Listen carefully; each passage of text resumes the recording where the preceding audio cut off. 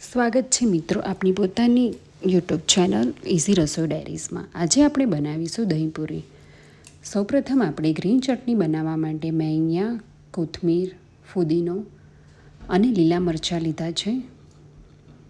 આ ત્રણેય વસ્તુને આપણે સારી રીતે પાણીથી ધોઈને એક મિક્સર જારમાં ઉમેરીશું।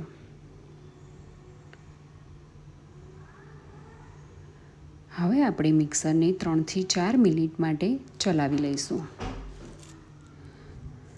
વચ્ચે જરૂર લાગે તો આપણે થોડું પાણી પણ ઉમેરી શકીએ છીએ, જેથી આપણી પેસ્ટ સારી રીતે મિક્સરમાં ક્રશ થાય।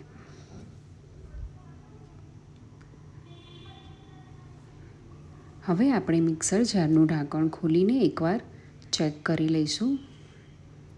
હવે આપણી ગ્રીન ચટણીની પેસ્ટ રેડી છે।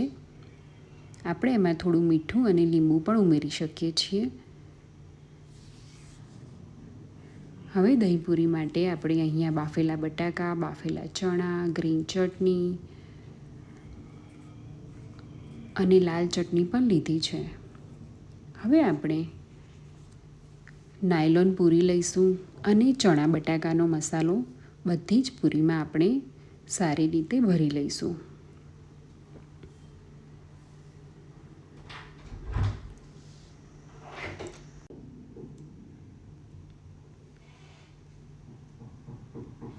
ત્યારબાદ હવે આપણે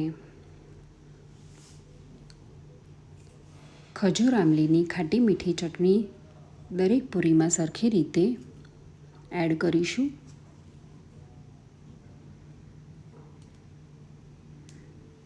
ચટણી સરખી રીતે એડ કર્યા બાદ આપણે હવે ગળ્યું દહીં લઈશું।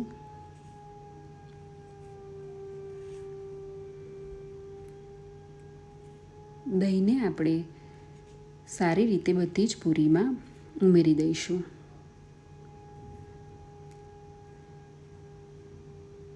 ત્યારબાદ આપણે લાલ મરચું પાવડર દરેક પૂરી ઉપર સ્પ્રિંકલ કરી દઈશું।